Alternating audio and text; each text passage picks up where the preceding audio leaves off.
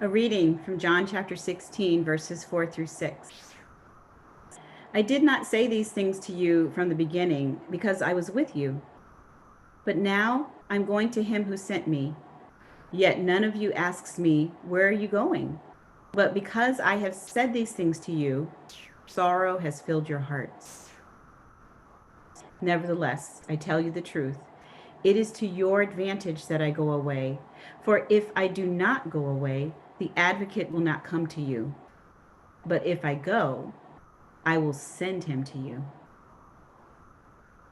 And when he comes, he will prove the world wrong about sin and righteousness and judgment. About sin, because they do not believe in me. About righteousness, because I am going to the Father, and you will see me no longer. About judgment, because the ruler of this world has been condemned. I still have many things to say to you, but you cannot bear them now.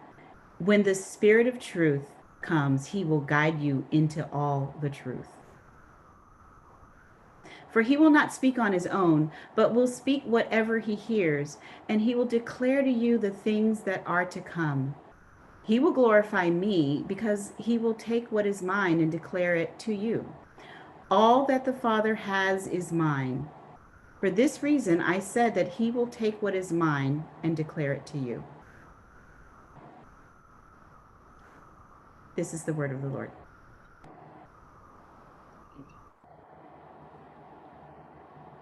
Uh, I just want to first say, Karen, thank you so much for sharing with us. And um, I'm just struck that you're thankful for the opportunity to speak. And I want to say right, I'm so, I personally am grateful that you spoke, but also like spoiler alert, like Karen basically, I mean, that was the spirit of truth, friends coming to us and guiding us into all truth.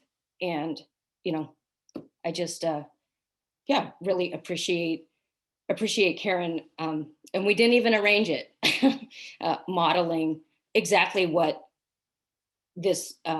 I'm about to talk about with this verse. And yeah, it's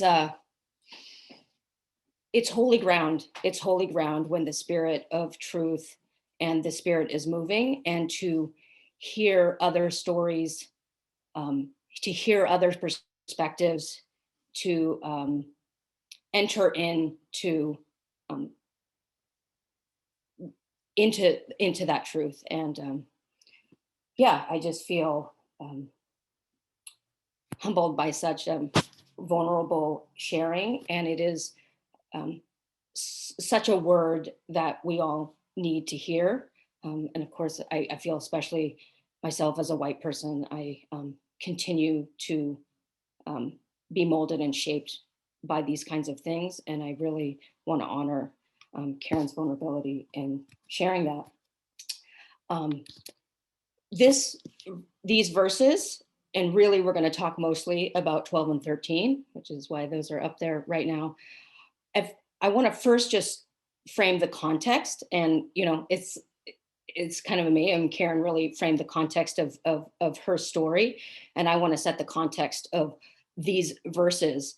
And I'm going to do that. If you've heard me speak before, you may not be surprised that there's an icon heading our way. And this is they in the Orthodox tradition, they actually call this the mystical feast, which I really love. We call it the Last Supper. You can see the bread and the wine, it's communion. Jesus is doing this teaching in the context of the upper room. Now, this moment and this teaching, Judas has actually already left, but you can see him on the left side there, kind of, he doesn't get the halo, and he's moving out. And I love these two doves, which often signify the spirit. And it just seemed, this particular icon, I love how kind of larger than life Jesus is in it. And then this very invitatory, sort of inviting us in, and his arms reaching out, kind of creating that space, encompassing us. So as we talk about these verses, I want us all to, engage with this icon and be present in the room with the community, not only the community of the disciples who we see depicted here, but with this is one of the great features of Zoom, right? You get to see everybody else in our community who's also here, and you don't have to so much imagine, but we're all in here together, and Jesus is telling us something. And for me, my personal experience as a white person raised in America, my family culture was very individualistic. And I always thought about, contrary to sort of what Bruce was sharing last week about the fruit of the Spirit, this fruit of the Spirit is not me, Loretta's fruit. And is Loretta gentle? Not really. Is Loretta faithful? Is Loretta, all of the fruits of the Spirit? But it was about our community embodying those things. And I really love to see people's thoughts about what fruits of the Spirit that CUL as a community are sort of harbingers of, hey, this is us. This is the kingdom of God. This is the way that the Spirit has worked in and through us. And the work of this, the Spirit of truth, the fruit of that work is those fruits of the Spirit that Bruce talked about. So me coming from a very individualistic sort of, hey, just what's my personal relationship with Jesus? What's going on with that, coming from a family that is not Christian, and I was the only Christian in my family, or still am. And I really did not have that lens of seeing this as like, this is Jesus talking to the whole community. What is the community, the community of believers at that point? And he's telling them that the Spirit of truth is coming, and that there's so much that he wants to tell them that they can't even bear what he would want to say. And as I look back through church history, and even if you look into, I know we spent a lot of time in Luke and a little bit in Acts, later on in Acts in chapter 10, Peter has this dream about a sheet with all kinds of animals, some who are clean and some who are not clean. And Peter hears a voice and it says, hey, take and eat. And Peter says, oh, I can't because these are unclean. And then he hears the voice again. It says, Peter, take and eat. And he says, I can't. And then a third time, Peter's big on the threes. I can't. And then the the voice says, Peter, don't call unclean what I have called clean.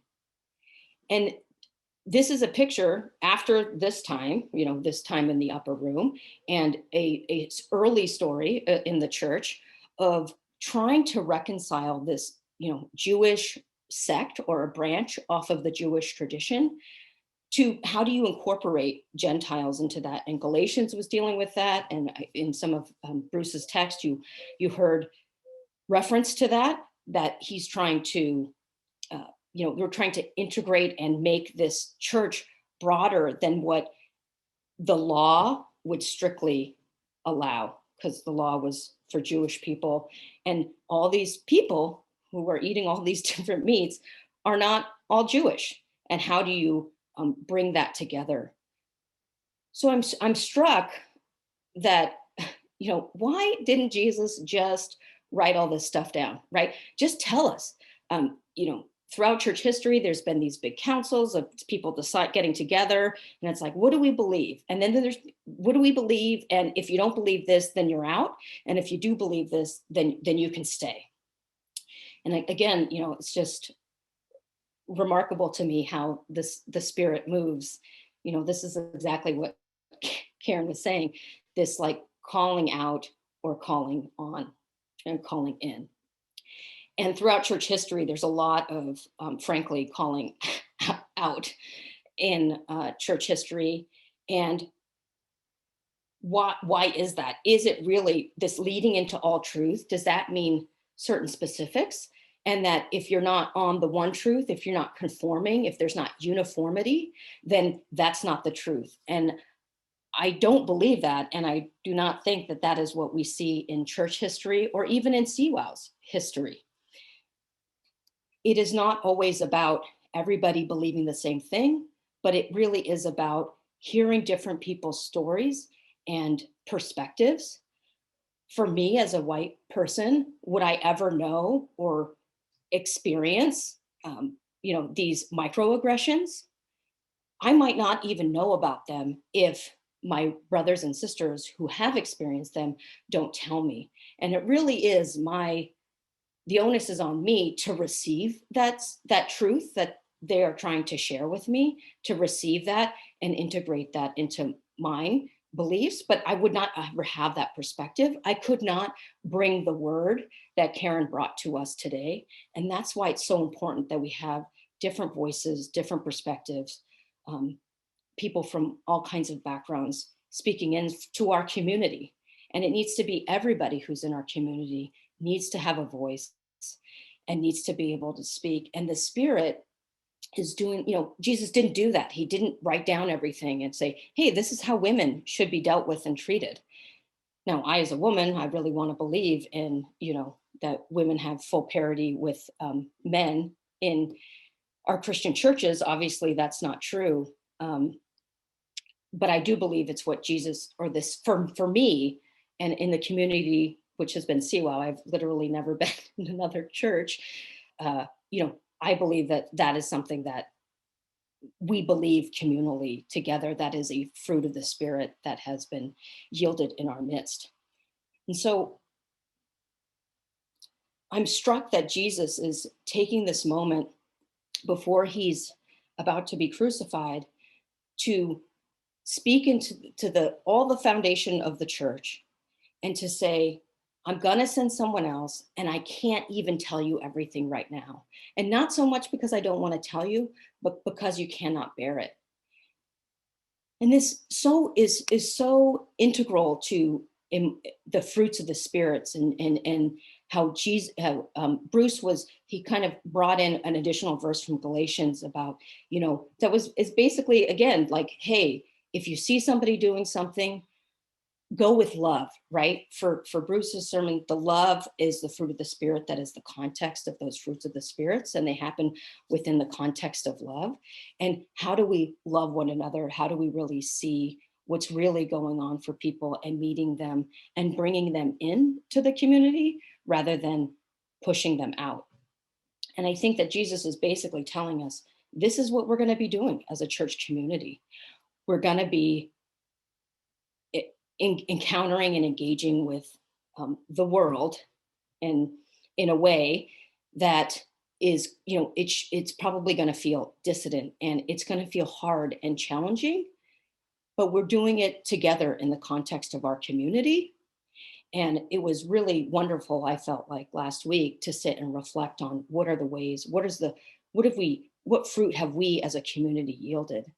And I think it's important that as we hear this word, um, that we hear it as a communal call. It's not an individual call just for me, but all of us are bringing the Spirit of truth. This is how we unfold the kingdom of God in our world today, and in our own personal lives, but also in our church. And how do we do that? And it really takes people being brave, and everybody having a voice, given the opportunity to use that voice and to speak. And it's something that really excites me about these pod churches. And I know that I have certainly can be consumeristic about church, and I know that Gary often encourages us to not be that way. And sometimes I am more successful in not coming to church and just expecting to, hey, bring me to a cathartic experience with Jesus.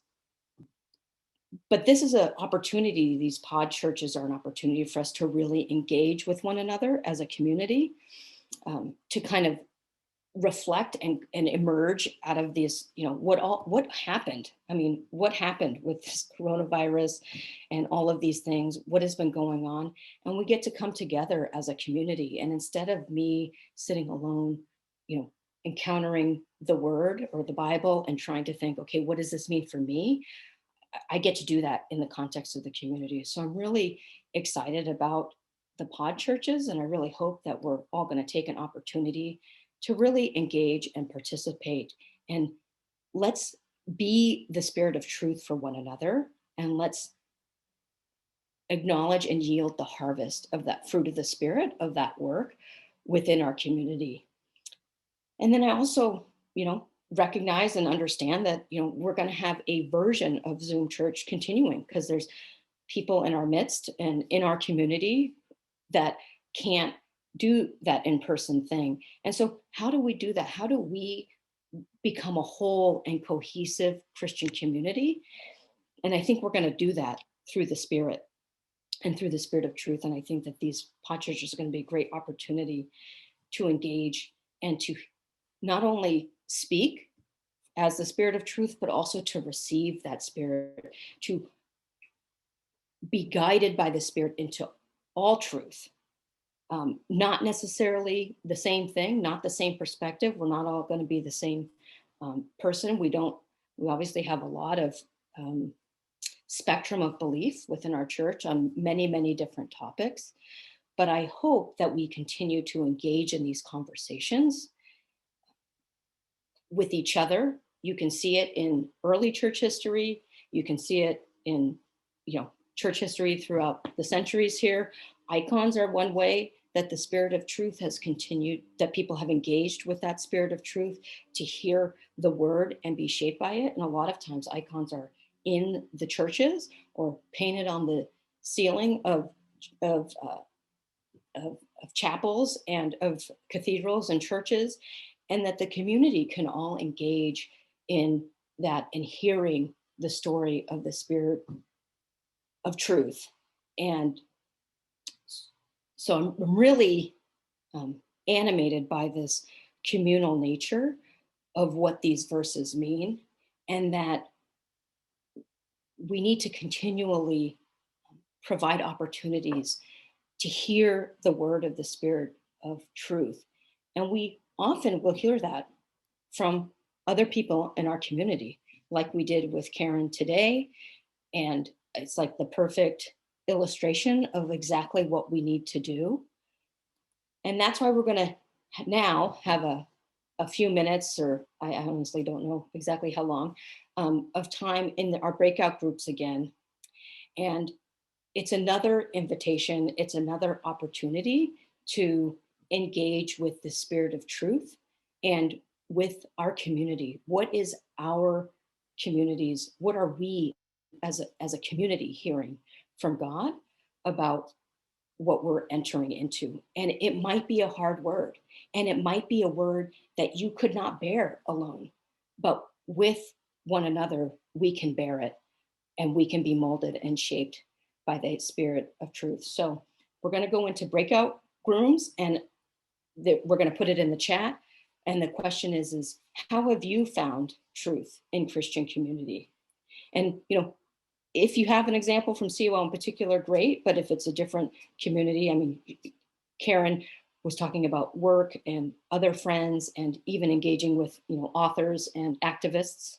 And in what way have you found, what truth did you find, and that you may not have found if it was just you and Jesus alone in a room? Thank you.